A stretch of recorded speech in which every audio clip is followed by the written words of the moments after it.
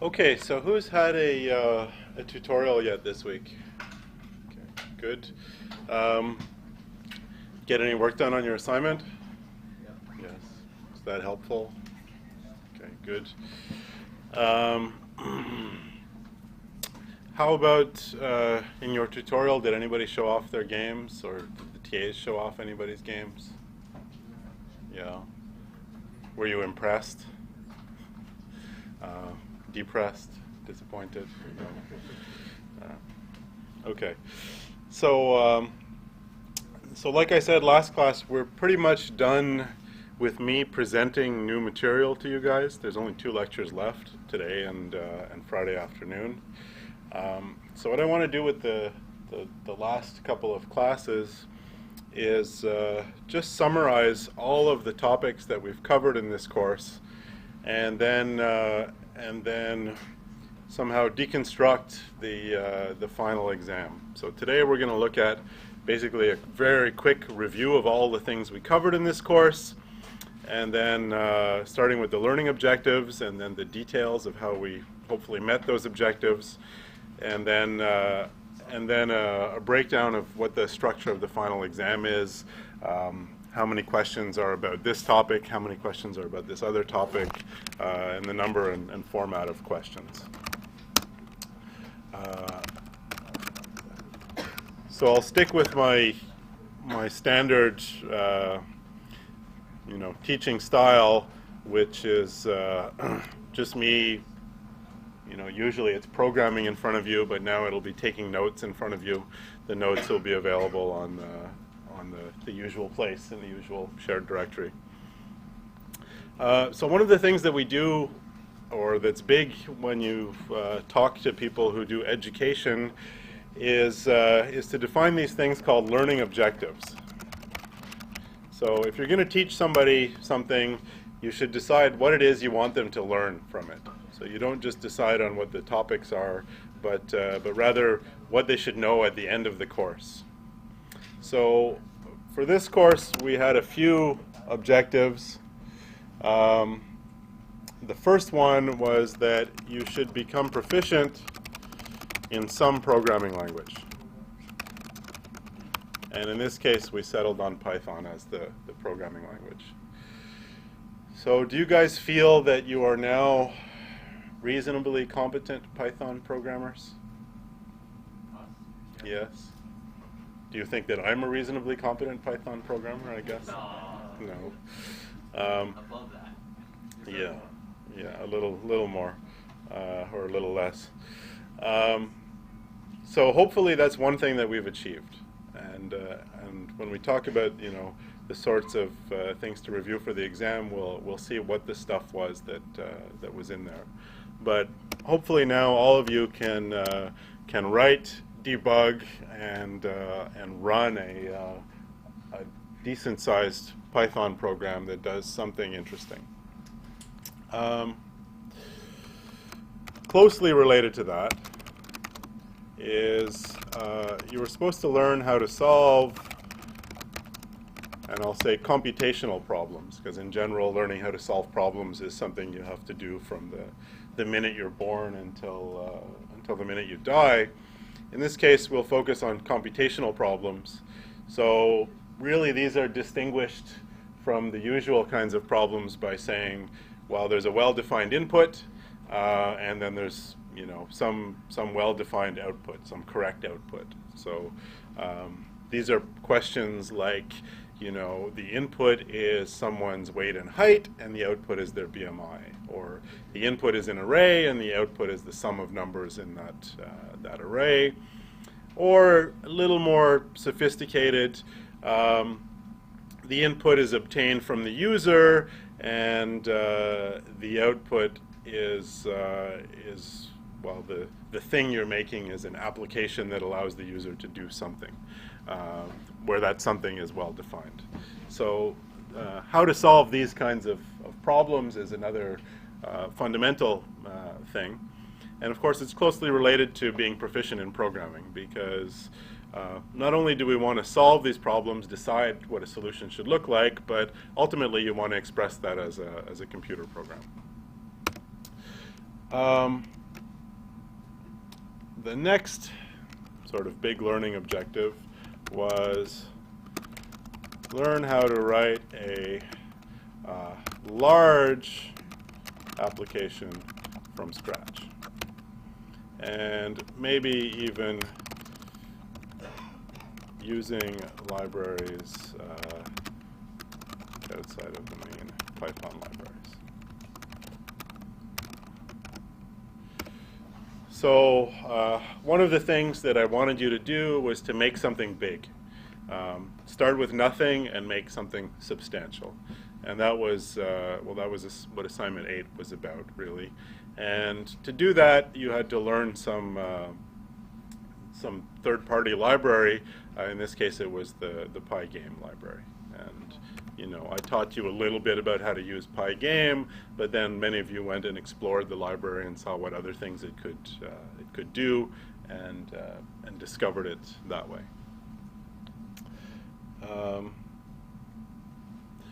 Related to that was you needed to learn about event-driven programming. So the Pygame library just happened to do that because it's like everything for doing user interface type stuff. In this case, it's games in particular. It's event-driven, so it's not the usual sort of program runs for a while and then finishes. It's really the program starts up and waits for the user to do something, and the user does something, and it handles that, or it waits for a timer to go off and handles that. So it's not the typical structure of a program. And I put a star beside this because these are not necessarily critical for a first programming course, but for you guys they're critical because this is needed for the next programming course you take, which is Comp 1406. So Comp 1406 is going to be full of event-driven programming. It's better if it's not the first time you see it in that class.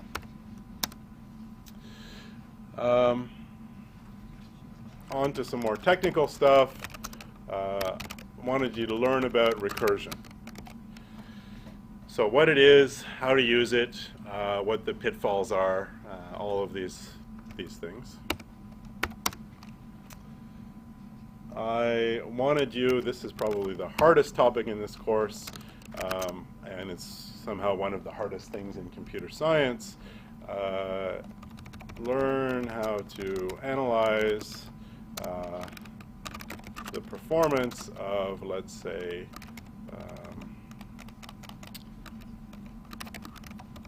programs / algorithms. So that was a sort of big thing we did towards the end of the course, where we started looking at how efficient is this function, how efficient is this program, this algorithm.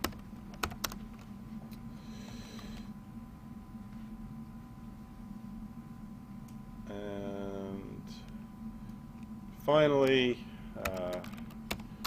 wanted you to learn the basics of Java. So once you've learned how to program in one language and you've learned a lot of these fundamental computer science things, then switching to another language shouldn't be such a big deal. And in this case, the other language is Java. And this is one of these starred topics because, in a normal introductory intro to computer science course, you wouldn't necessarily learn 2 different programming languages like this. It's just that the next course you take will be in Java, and it's nice if you don't come into it empty-headed. Yeah. Will Java be on the exam? We'll discuss that shortly, but the short answer is yes, Okay. and you'll know how much soon. And that's the last major learning objective for this course. Okay. So I guess my question for you now is, do you guys feel that we've covered these objectives? Yeah. I feel like I could do a bit more review on the analyzing algorithms, recursion, Yeah. everything else. So you will do, depending on what stream you're in, you will either take 3 or 4 more courses about analyzing algorithms. And you know, if you go to graduate school, you can do a master's thesis designing algorithms, and then you can go on and do a PhD designing algorithms and spend your career researching algorithms. So for sure, this is not, you know, the complete guide to algorithm analysis that we've done here. This is just basically touching on the topic so that when you see it later, it won't be totally new. So that you know that this field exists, and you have some idea how to do the basics, at least for now. You'll learn a lot more about that in the next 3.5 years, and recursion as well. Similarly, there's some strong mathematical foundations for recursion, which you guys probably don't have yet, but you'll get that next semester and later on. Okay. Anything else that people felt was that we didn't achieve? Is there anything you would have liked to have added to this list? So something more you would like to know by the end of the course? Okay, good. So, yep. Sorry, it doesn't really. If I'm looking at this list, and there's one thing that I can say that I did poorly on. Is that really detrimental for my advancement, or? Everything on this list is important for your advancement. So, you know, even if you did poorly on it, meaning that the assignments you didn't do well on, it's still something you should try and learn. Well, for the final exam is important, but ultimately it's going to come back again anyway. So the quicker you can get a strong foundation in it, the better. So yes, please review any topic that. Right, these are the objectives, and for some people, all of these objectives may not have been completely met. Okay, so now let's take a look at how these objectives translate into basically into the curriculum for the course.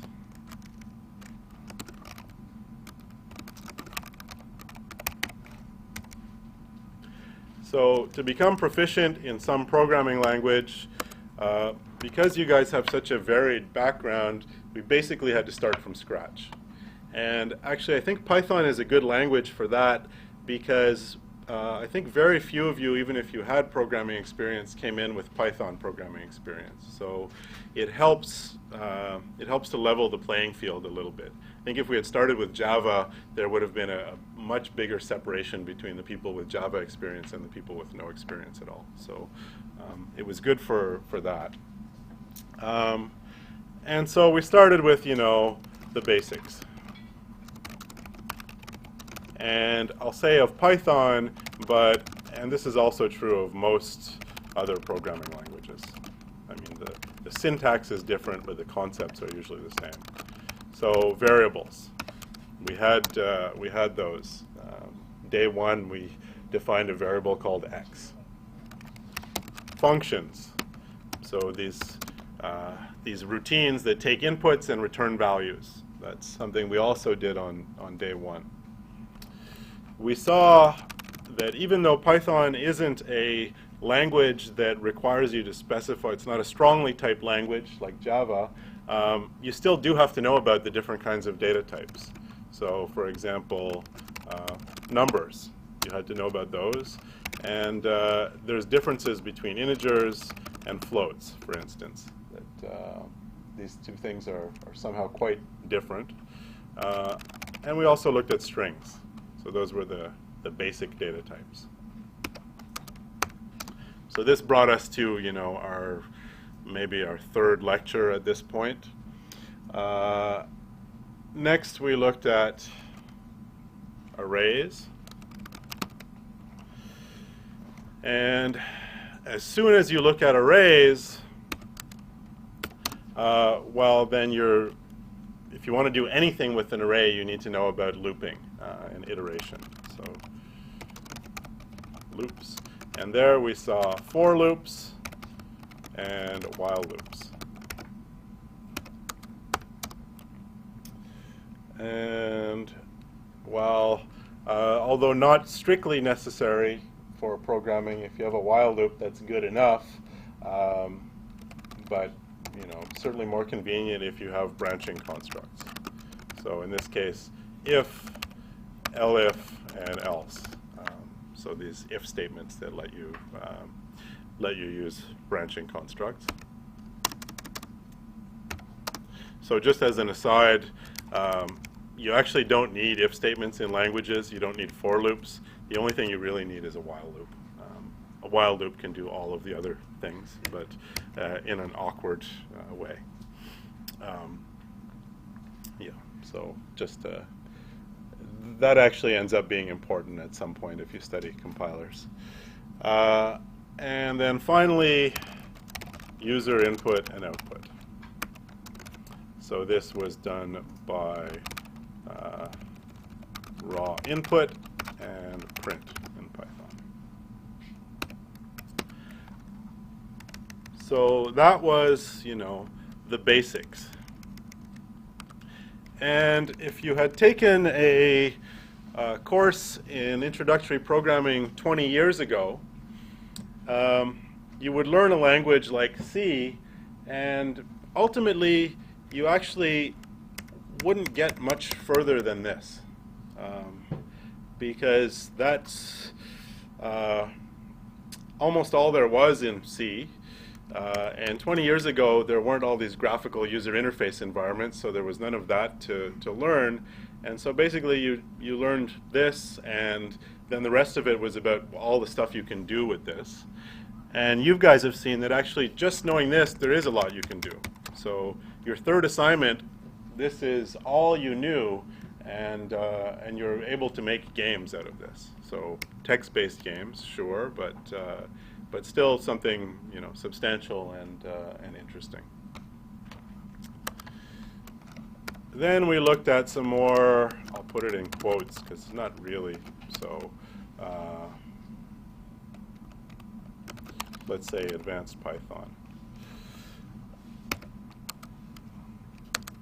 So as soon as you start accepting user input, you'll want to be able to do exception handling. So 20 years ago, there wasn't this notion of structured exception handling. So anytime you took input from the user, you had to be super, super careful that you didn't do something that was going to cause your program to crash. There was no way to recover. Now we just wrap a try except clause around some piece of code that we're worried about, and if the code breaks, it catches it and everything's fine. Previously, basically, there was no recovering from that kind of thing. And so every time the user gave you some input, you would have to read it character by character, making sure that it was okay to try and turn it into an integer, say, or to turn it into to treat it as a string, or that it wasn't too big for the buffer you were trying to use. Nowadays, we have structured exception handling that can do this a lot more simply.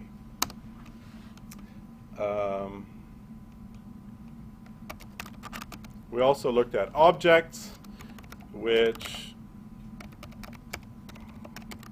in other languages are sometimes just called compound data types.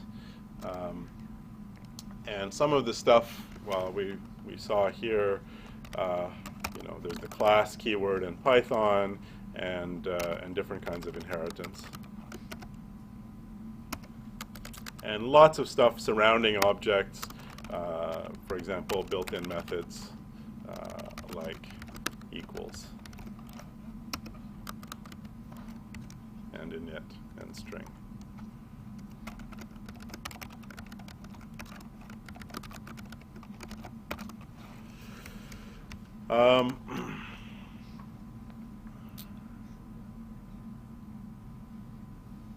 So as part of objects, you have these,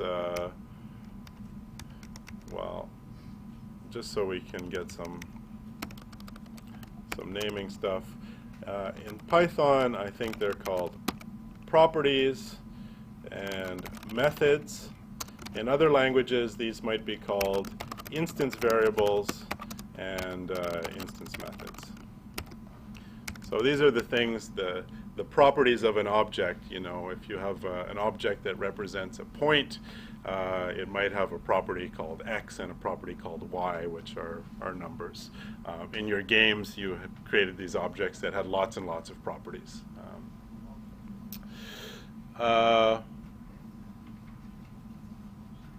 So you may not know these words, but you did learn about inheritance and you did learn about polymorphism. So inheritance is just this idea of these class hierarchies where one class inherits the methods of another, and you learned the rules for which method gets called depending on what the object is that's calling it.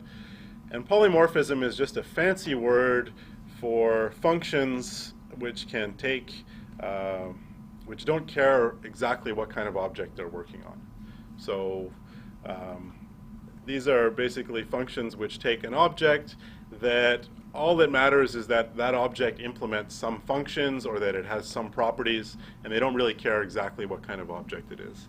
So all of the, or many of the operators in Python, for example, are polymorphic because they can work on different kinds of things. The plus operator, you can give it two integers. It'll add them together and give you an integer.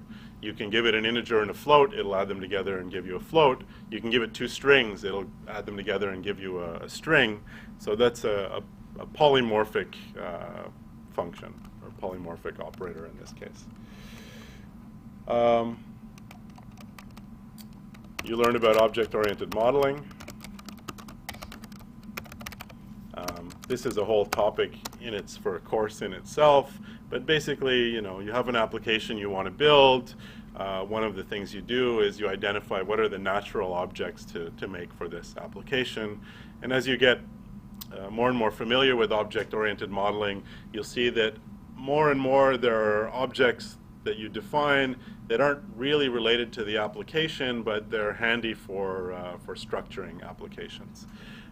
So back in the old days, object-oriented modeling was really just about, you know, picking the nouns in your application. Nowadays, there's all kinds of controller objects and other things that you use in applications, and you'll learn about those as you progress. And finally, not to do with objects, but you learn how to use recursion. And, you know, that's a whole topic in itself, but there's no special trick to using recursion in Python. You just make a function and you have it call itself. That's the way you use it, but there's all kinds of pitfalls you can fall into. Okay, so that's our how we became proficient in the Python programming language. Now, we also tried to learn different techniques for solving computational problems. And the first assignment, for example, was just about straight line code. So what's straight line code? Well, that's any code that you can write that only uses these things here. Variables, functions without recursion, and the basic data types and operations on those data types. So straight line programs and straight line code is just basically functions that take some arguments and return a value. There's no iteration. There's no if statements or anything. It's basically just mathematical expressions. So that's the first thing you learn how to solve. Things like computing the BMI or converting Fahrenheit to Celsius, stuff like that. So let's say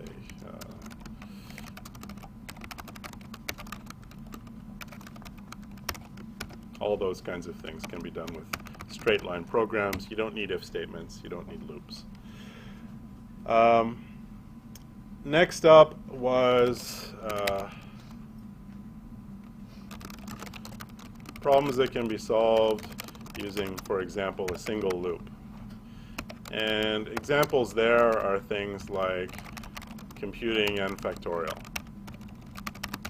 You just take a loop that iterates with a value for that goes from 1 up to n, and you multiply those values together. Summing the elements in an array.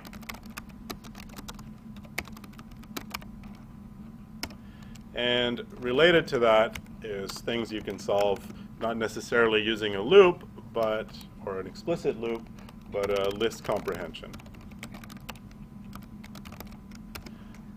Because a lot of computational problems are of the form, here's a list that contains this stuff, turn it into a list that contains this related stuff. And so list comprehensions are a way of doing that.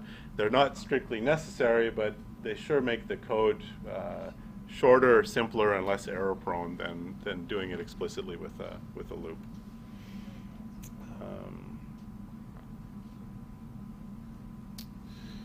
So one of the next things we looked at were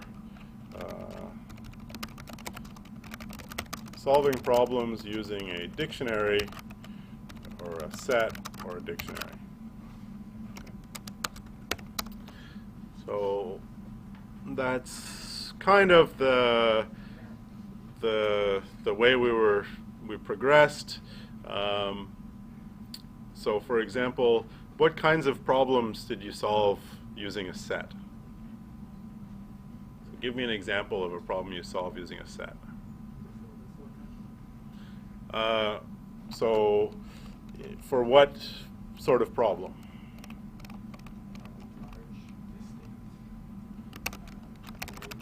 Yeah, so let's say finding the unique elements or the duplicates in an array.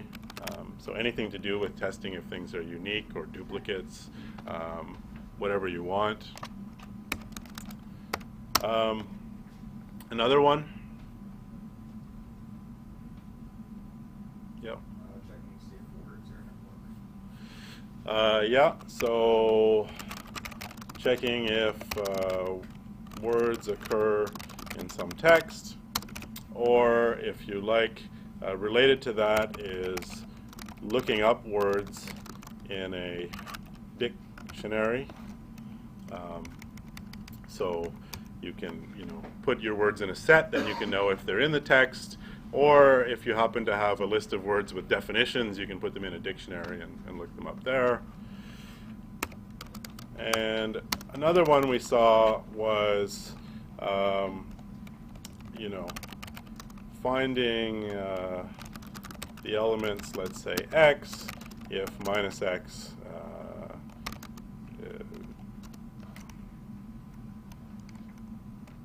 x in a list, if minus x is also in the list.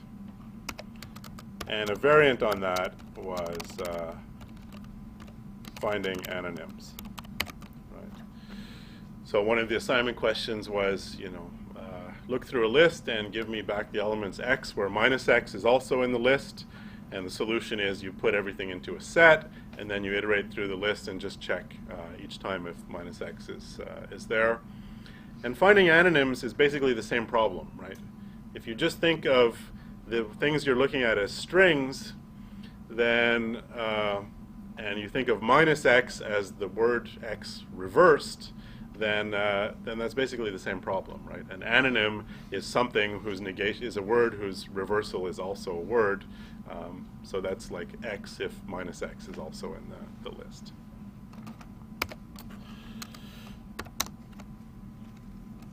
Okay. We saw that you can solve some problems, very special problems, using binary search.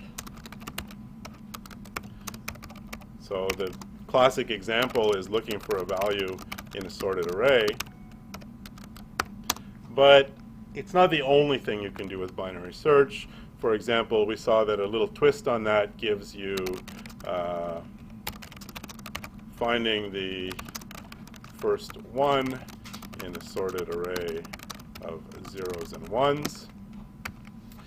And in fact, if you think about it for even 5 minutes, you can parameterize this to say you can find the first x, where x is an input, in basically any sorted array.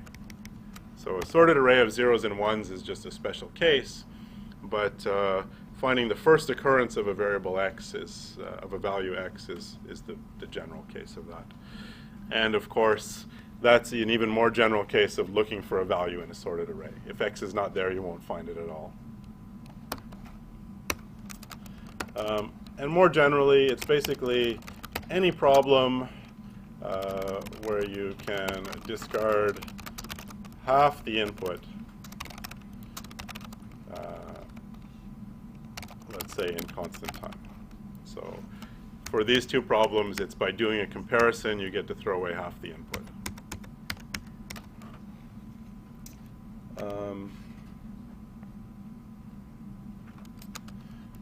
Then we saw that you can solve problems using sorting.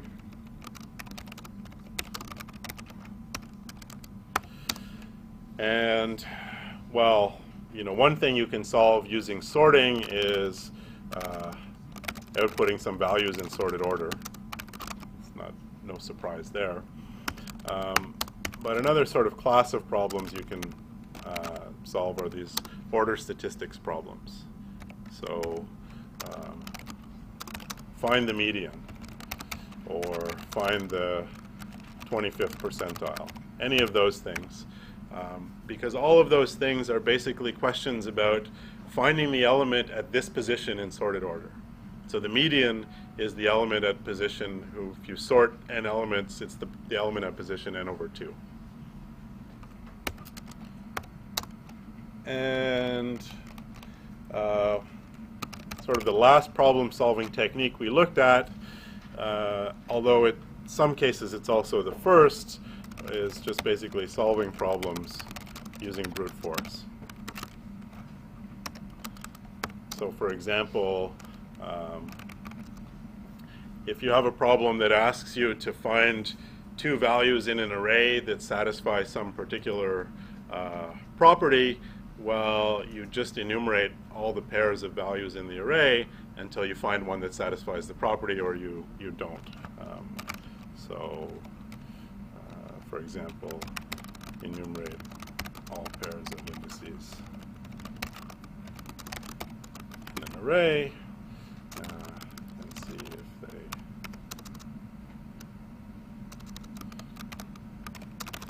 satisfy the property. And this is sort of the thing you resort to. Some people resort to it first. So some people like to not think about problems at all and just do the first thing that comes to mind. And the reasoning there is, well, we'll just do the simplest thing. It's the easiest. It doesn't require any thinking. And maybe it'll be fast enough anyway. Other people sort of resort to this last, thinking, well, if I am forced to use this brute force thing, I know that after a while it's going to become not terribly efficient, and it would be better if I just solve it faster to begin with. Yeah. Could you use the first brute force problem first, and then look for ways to solve it faster later? Yeah. So here's a typical, a typical thing that happens in a software project is a developer's faced with some problem, like I don't know, finding the something like the Bentley problem, where you want to find a subarray whose sum is maximal. So they implement the brute force algorithm, which actually runs in n-cubed time, and they test it on some arrays, and it works, and then they use it in their application, and it works in their application too. And maybe their application is I don't know, it's like a music library or something. And it's working because, while they're developing this thing, they have a music library with 100 albums, so there's not more than a few thousand, not even, a little over 1,000 songs in that library. So their thing is working with, on problems of size n, where n is less than 1,000. And then, you know, that software works great. It gets released and it becomes popular for a while. And suddenly somebody starts using this software to catalog huge music libraries, and then it just doesn't work. And so typically what happens then is those people with the big music libraries say, oh, this software is crap, I'm not going to use it. And so they lose a bunch of users that way until they realize what the problem is, and then they go back and fix their code, and maybe they can get those users back. So you've probably experienced this before. I mean,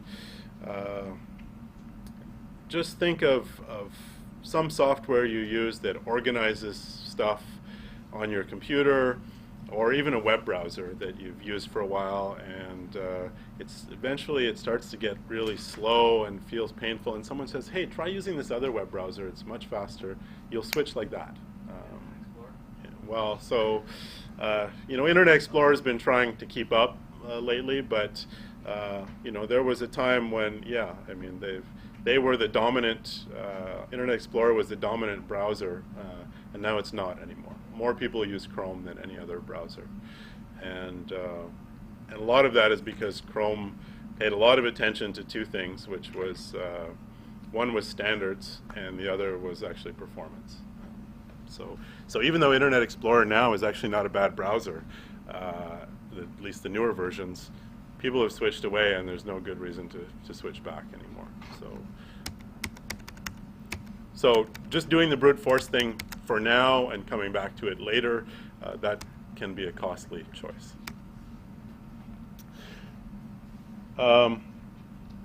Okay, so that's those are the basic problem-solving techniques. And now notice that most of these things here are language independent. So most of these techniques, you know, I've described them and talked about them now without writing a single piece of code or referring to really anything in a language, except here when I said set and dict, which are specific to Python. But as we've seen, Java has their own versions of these things as well, and most good programming languages have some version of those two data structures. Okay, so learning how to write a large application from scratch. That was basically assignment 8, and to a lesser extent, assignment 3. So although it's not that common that you do this if you're a working programmer, it is good to just sit down sometimes with, you know, a blank slate, an empty file, and a fairly ambitious goal to get to, and be able to get there. Because, well, I think some of you found this for assignment 8 and even in assignment 3 as well. It can be daunting, right? You know what you want, and you have nothing right now. Where do you start? And so it is good to do that at least once or twice in an intro programming course. Learning about event-driven programming, that was assignments 6, 7, and 8, and Pi 6 was 6 a Pygame assignment. You did 3 of them, right? Basics, then some chasing the mouse around, and then finally your game. So we covered that. Now, learning about recursion, this is actually a tricky subject, because on the surface it sounds easy. You can do recursion just by making a function that calls itself, but very quickly you learn that there's some pitfalls. So what's somehow the first mistake you make when learning about recursion? Stack Overflow. So Stack Overflow. So that's what happens when the recursion depth gets too high. And usually the first time you get a Stack Overflow, it's because you did what? You didn't declare a base case. or you created an infinite recursion. Now Python is nice. It only gives you a stack of about 998 things, so when you get an infinite recursion, you overflow pretty quickly. Some other languages and environments may actually think that you want a really big stack, and they'll just soak up all the memory on your computers till all the RAM is used, and then even after that, they will start swapping out to disk, and a little infinite recursion can lead to basically a system that becomes completely non-responsive. Like you have to hold down the power button for 5 seconds to get anything to happen with your machine. So you want to avoid that. So those are two dangerous things. So infinite recursion, you definitely get a recursion depth that's too high. It's in fact infinite. But the stack overflow can happen even with moderate recursion depths. So for example, in Python, or at least our version, stack is limited to about 998 frames. Does anybody else run a different version of Python that had a bigger limit? No. So you can set it as a command line argument, but generally if you get this many stack frames, it's because there's something wrong with your code. You should rethink it. Okay. And then we learned basically the recursion recipe that works for most applications of recursion. And there's two parts to this recipe. You have to solve, and I'll put quotes, small problems directly. So for example, you have to be able to answer factorial of 1, for instance, maybe without calling factorial of 0. Or you have to be able to sort an array of length less than or equal to 1 without recursion.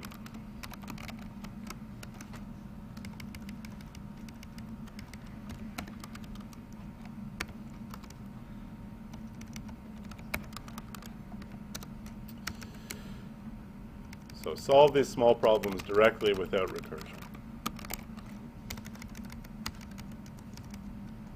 And then the second part of this recipe is solve big problems by recursing on smaller problems. Okay. And so the example there is for factorial of n for a big value of n, that's just n times factorial of n minus 1. So if you think of the problem, the size of the factorial problem being n, then I can solve this problem of size n by solving a slightly smaller problem. So you don't necessarily go from a big problem to a small problem. It's just from big to smaller. And as long as you keep getting smaller, well, eventually you get to a small one. So one of your base cases. And it just doesn't have to be a single problem that you recurse on. So for example, merge sort sorts an array of length n by first sorting two arrays, each of length n over 2. So sometimes you recurse on one problem, sometimes you recurse on two or more, but the key thing here is that they're always smaller than the one you're working on. If they're getting bigger, you're not making progress towards your base cases and you're going to get an infinite recursion. Or even if they're the same size, you're going to get an infinite recursion. So that's our recursion recipe. And that recipe doesn't always avoid these two problems. So if you follow the recipe, you do avoid infinite recursion, but not necessarily stack overflow. And for that, you need to analyze the size of the recursive stack. And there's basically, two extremes to this. Uh,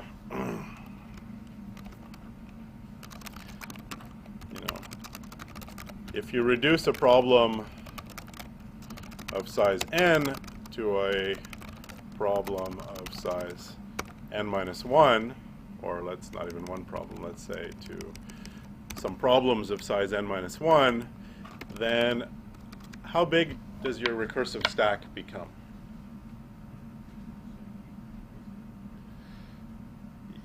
For how long? Yeah, so till it hits one of those base cases.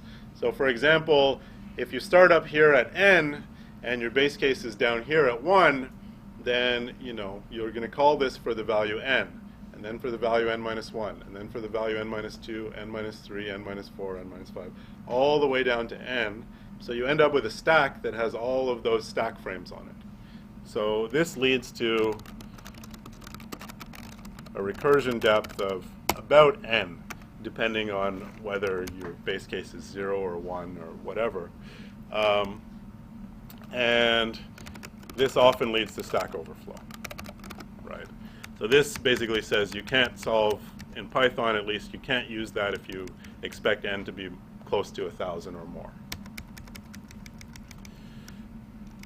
On the other hand, if you can reduce your problem of size n to some problems of size n over 2, then you're a lot better off. So what kind of recursion depth do you get in that case? Yeah. Log of n. So this is one of the things I want you to remember for this course. Log of n, I know you may or may not be that familiar with it from various math courses you've taken. There's a formal definition. It's the solution to some particular equation. The equation has exponential functions in it. It's complicated and messy. For us, there's a really easy definition of log n that I'll write down because it's so important. Log n is the number of times you can divide n by 2 before the result is less than or equal to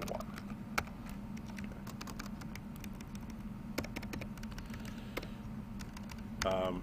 So whenever you see something like this, where you reduce a problem of size n to a problem of size n over 2, well, what's the recursion depth? Well, the recursion depth is once the problem gets down to size 1.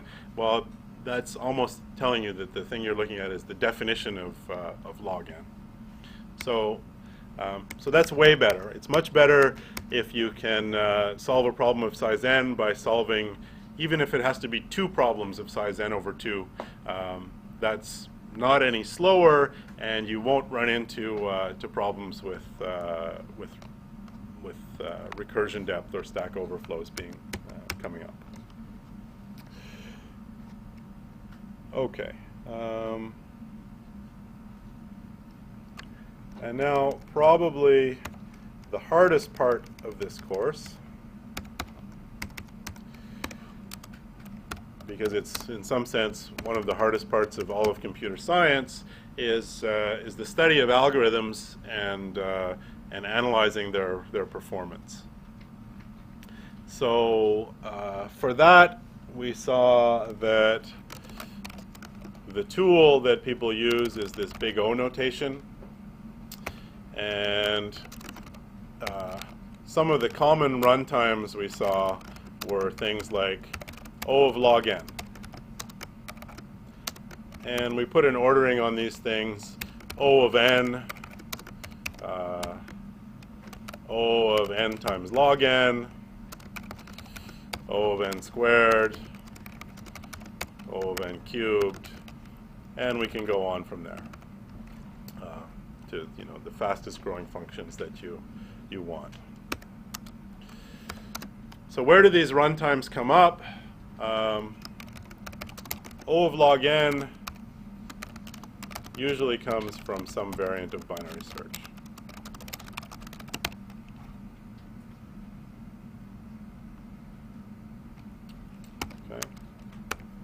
So that's the only thing we saw that really runs in O of log n time. O of n, well, there's lots of things that take O of n time. For example, a for loop over an array,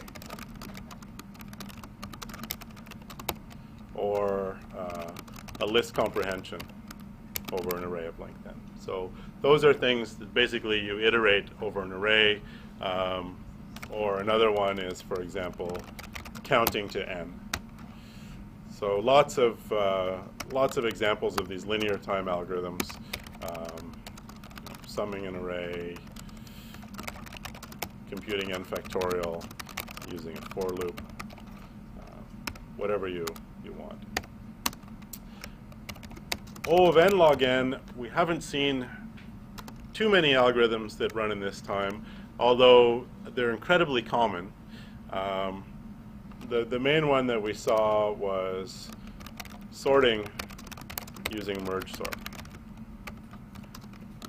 and also Python's built-in sort routines. So so Python has these two sorting routines. One is called sorted, that takes a list and gives you back another list in sorted order. And then there's a routine built into the list class called sort that actually sorts the elements of the list, so reorders the list to sort it. Both of those things use order n log n time algorithms.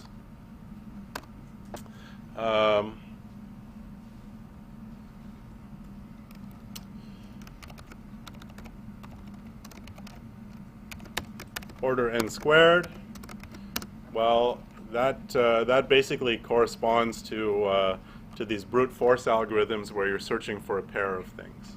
So, for example, enumerating all pairs of indices in an array.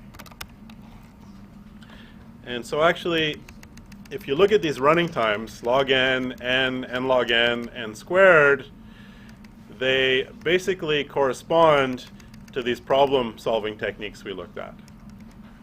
So, this is the order n problem-solving technique, the single loop that iterates over the elements of an array.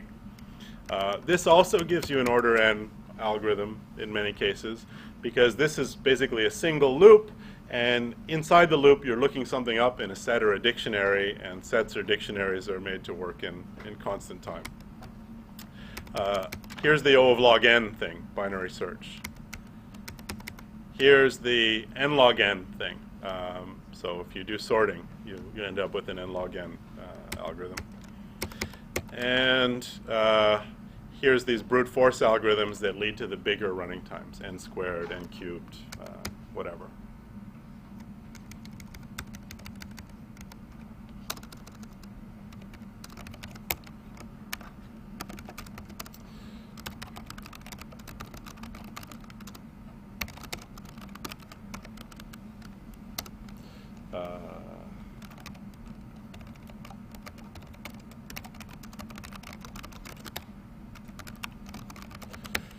So do you guys remember Bentley's problem from the assignment? So somebody want to tell me how they solved it? Yeah.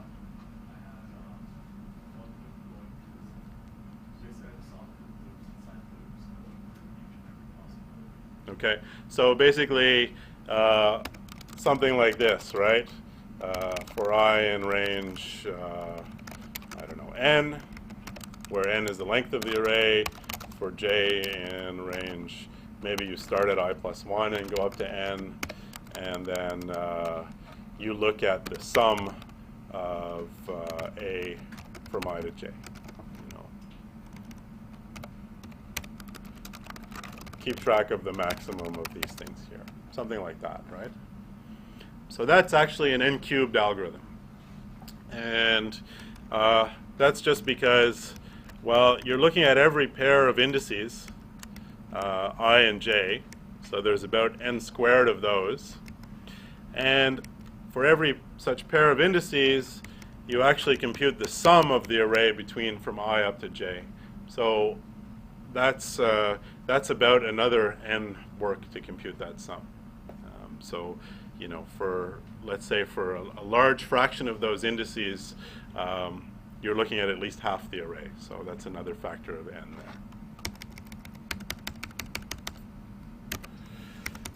there. And Bentley's problem, I don't know if they'll do it in an algorithms course.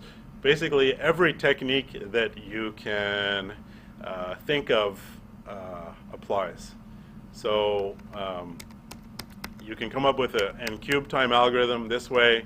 You can come up with an n squared time algorithm. You can come up with an n log n algorithm that looks like merge sort. And in fact, there's even an O of n time really clever scanning algorithm for solving Bentley's problem. So there's, it's a nice example. For you guys, it was just a good practice problem to see what to see that you can enumerate all of the possible solutions.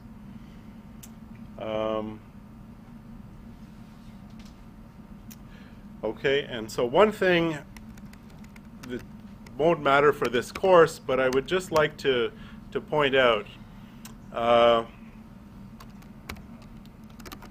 in the future, because a lot of students do this. You know, if someone says, look up the value x, you know, tell me if the value x occurs in an array, and they don't tell you anything about the array. So here's the thought process that goes through a lot of people's heads. Well, I know an efficient algorithm for sorting an array, that's merge sort, and I know an efficient algorithm for finding a value in an array, that's binary search, so it must be efficient for me to sort the array and then search for that element that I'm looking for using binary search. Sounds reasonable, right? You take two efficient algorithms and put them together. But it's a bit silly, right? Because sorting an array, I mean, changes the whole array. It certainly takes longer to sort the array than it does to just walk through the array once looking for this value, right? Sure, once it's sorted, you can look for this value really quickly, but sorting takes much longer than if you had just scanned through the array once. So this, you know, so a non-solution to find a value x in an array is sort the array and then do binary search. And you know, the reason is that sorting takes n log n time, and sure, the binary search is super fast. It takes only log n time, but you know, the reason it's a non-solution is that scanning the array, looking for x, takes only O of n time. So the simple solution is the better one in that case. The only time you would ever do something like sort the array and then apply binary search is if you intend to do a lot of these searches. So someone's not just going to ask you about x, but they're going to ask you about a whole bunch of different values. And so you sort the array once, and then you get to use it a whole bunch of times over and over to do these binary searches. But if it's just a one-off thing, just look through the array. So this is, you know, something that you'll see a lot of students and even professionals will do things like this because they like the plug-and-play version of algorithm design where they say, I know an efficient algorithm for sorting, I know an efficient algorithm for binary search, so let's put the two together. I'll get an efficient algorithm for searching an unsorted array. Okay, and finally, the last topic was the basics of Java. And there, the focus is on the differences between Python and Java. The main difference is Java is strongly typed, which means that variables,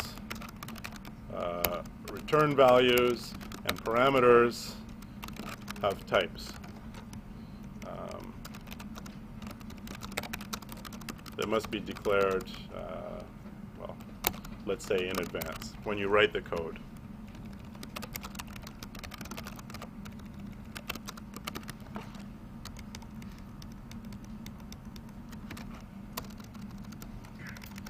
And we looked at some of Java's types.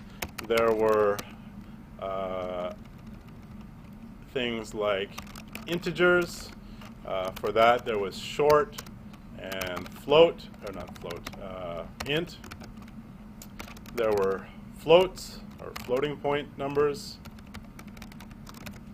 Those were float and double. There were strings and, in general, objects. And some other ones that I'm not mentioning here. So, you know, there's these different types, and everything has to have a type, even if you don't want to return. So even return values, the functions have to have types. Even if they don't return anything, you have to specify that by saying that their return type is void.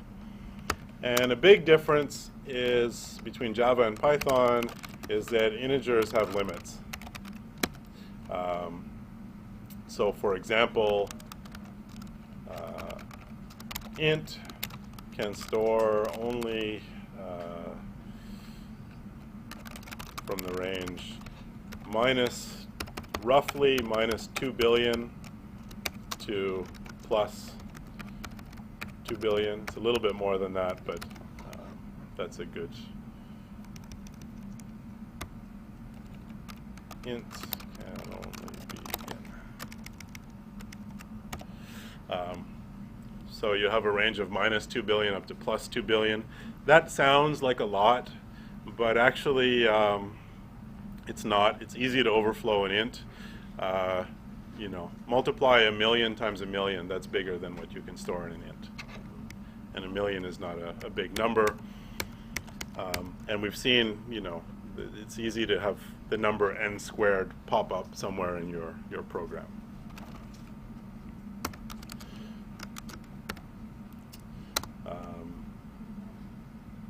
Okay, what else about Java?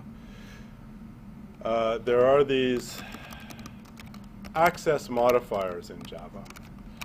Public, private, protected, and friendly.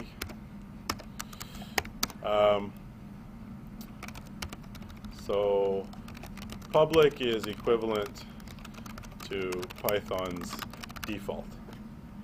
So public means if you declare a variable or a function or whatever to be public in a Java program, that means anybody gets to access it. And in Python, that's the default behavior. You put any property, you assign any property to an object, then anything can access that property. Java has all of these other things, private, protected, and friendly, to control who gets to access variables and functions inside of a program. The exact details of what they do is not certainly not critical for this course, and you'll have a chance to learn it later. But just know that that's there. And what's that? Yeah. So a main function.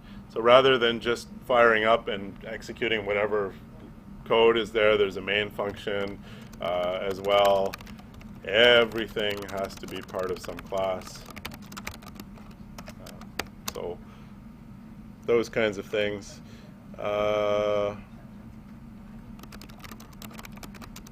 Static versus non-static functions. Again, this comes from the fact that everything has to be inside a class in Java. And so usually when you define a function inside a class, that's because it's supposed to work on instances of that class. Like, you know, all of the things you define inside a class in Python. Now, sometimes you want a function that you can just call, that you don't need some object to call it on. In Python, you just write that function. You just say def, the name of the function and its parameters and so on. But because everything lives in a class in Java, you have to put that in some class, and then you have to tell Java, oh no, but this isn't a function that works on objects in this class. This is just one of those functions that anybody can call without an object. So static just gives you a plain old function, like in Python. Or a plain old variable that's like a global variable for that class. And non-static, which just means not putting the static keyword, gives you a class, or not a class, but an instance method or variable.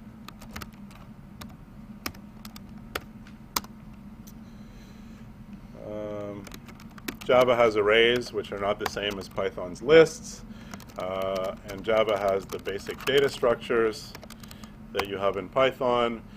The lists are implemented by the list interface with the ArrayList class. So these are like Python's list. You have set, hash set. That's like Python's set, and map, hash map are like Python's dictionary. So one thing you should take out of this course going on, and people won't emphasize this enough, well, maybe if you take data structures with me next year, I'll try and hammer it into your heads. These are really important data structures. Don't be afraid to use them. Many Java programmers, for whatever reason, avoid them because they look complicated. There's an interface and there's a separate class, and actually there's different classes that use these interfaces. Think back to Python and think, in Python, would I use a set to solve this problem? And if the answer is yes, for a good reason, because it's more efficient, then do the same thing in Java. Use a set. Don't be lazy and say, I'll just use a list because it's a lot easier. I've been writing a lot of lists and I remember exactly which classes they use. Use the set. It'll make it more efficient, and it could be the difference between an algorithm that runs in O of n time and one that runs in O of n squared time, which could be the difference between your startup's piece of software being used by millions or hundreds of millions of people and it being used by 10,000 people before your company goes bankrupt. So don't be afraid to use these things. They're really useful and they're not hard to use, so use them. And another difference, a minor difference, was Java also does exception handling, but there you use try catch instead of try except, which is what you have in Python. Okay, so that was basically the curriculum for this course. And now for the part that everybody wants to know is the exam format. So the exam format is multiple choice.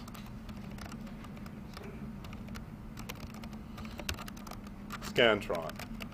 Like the midterm, there are 50 questions, and you have 2 hours. So the midterm had 25 questions, and you had an hour and 20 minutes. So this is a little bit less time, but I don't think anybody struggled for time on the midterm. In fact, I think people should have spent a little more time working on the midterm, so I'll talk a little bit about that in a second. 25 questions are pre-midterm material. So for that, you should use my forum post as a study guide. So after the midterm, I made a list of the questions that people did really badly on. So based on the fraction of people who answered the question correctly, good chance you were one of those people. Go back and look at those questions and make sure you understand the correct answers. So 25 is post-midterm, and then or that's pre-midterm, and 24 questions are post-midterm. So other stuff, and then there's one bonus question. And you can't study for the bonus question. There's nothing short of reading all of Wikipedia and every English book ever written. You won't be able to prepare for the bonus question. So either you'll know the answer, or you won't, or you'll be able to guess it. But there's not too much that's going to help you prepare for that. And here's the breakdown of questions, starting with the most recent material first.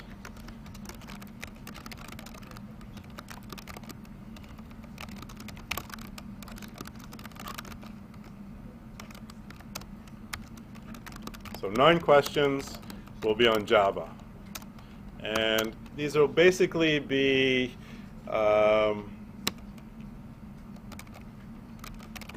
comparing Java and Python. So things like, you know, here's some Java code, what's the equivalent in Python? Or here's some Java code and some Python code, are these doing the same thing? You know, if in Java I used a map, or if in Java, not in Java, if in Java I used a map, what would I use in Python? Or those kinds of questions. 9 questions on analysis of algorithms and recursion. So this will include things like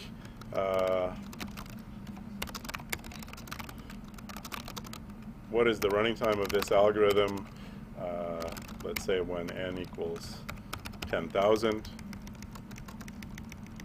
And a little bit more precise than that, there'll be questions like, here's a function, a Python function, and look at line 4 of this function. How many times does this line execute when n equals 10,000?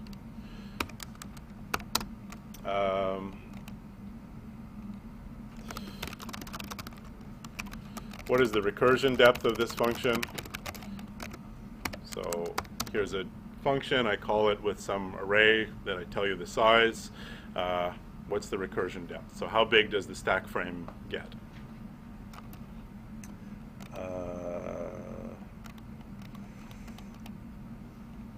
And remember the definition of log n. In particular, remember these things. What's log of 8? 3. What's log of 256?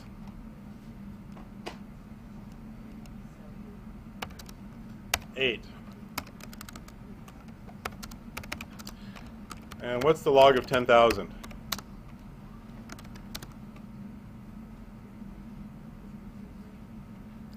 It's about 14. So it's not exactly some nice round number. It has decimal places in it, but it's about 14. So know those things, and you should practice drawing trees, recursion trees, and analyzing recursive algorithms. So again, you have 2 hours to do this thing. And there's only 50 questions. So if you just sit down, read the question, and quickly answer the first thing that looks right, or that maybe you think is the most likely thing without thinking too hard about whether it's actually the right thing or not, you'll be done in about 35 to 45 minutes. So don't do that. So some of these questions, in particular these 9 questions on analysis of algorithms and recursion, they require you to sit down and work some stuff out. So they may require you to, you know, if I ask you what's the recursion depth of this function, the way to make sure that you really know how to do that is to just sit there and draw the stack frames, look at the function calls that happen, count the number of stack frames you get. Don't try and skip it and say, oh yeah, it looks like, oh yeah, that looks like a reasonable answer, or whatever. Really sit down and work it out. You have time. Don't run away early. Take your time and answer the question carefully. And remember, you know, it feels like sometimes you just want to run away from these exams and leave them, but this is now 2 hours of your life that you can blow a whole semester's worth of work. I think this exam is worth something like 40%. So you may have worked hard all semester, done really well, done everything as best as you can, and this is your chance to blow it. So don't. Take time to not let that happen. Yep. Log-based 2, yeah. So in computer science, it's almost always the binary logarithm, log-based 2. And that's why I use arguments like 8 and 256, powers of 2. And that's why 10,000 is a mess. Okay, and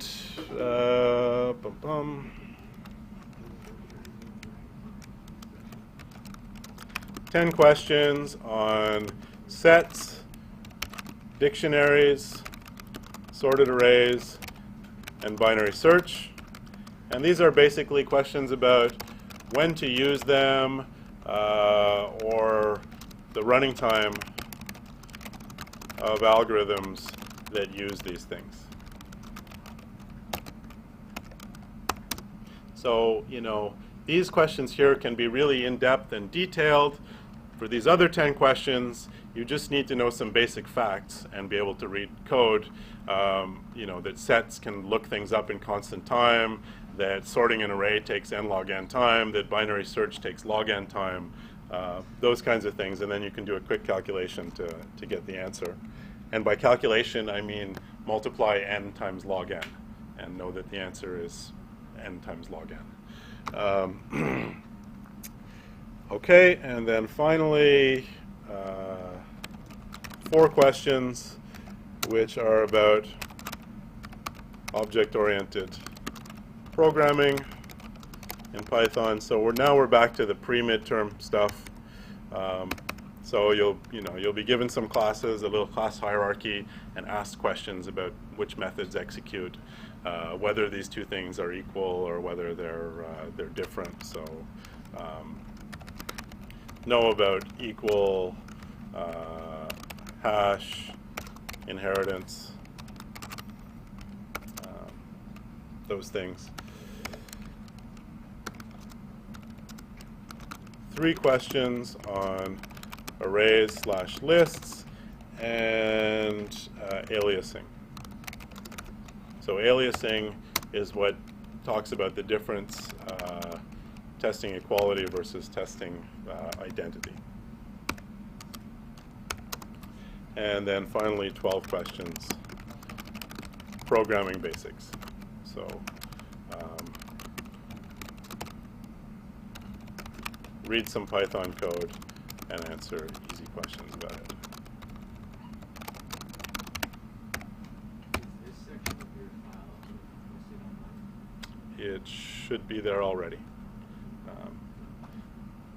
If Ubuntu 1 is working, yeah, there you go. So it should already be online. Okay, and so that's it. Next class, I think I'll just bring maybe some sample questions for us to do together, or you can ask me some questions if you have any questions about anything.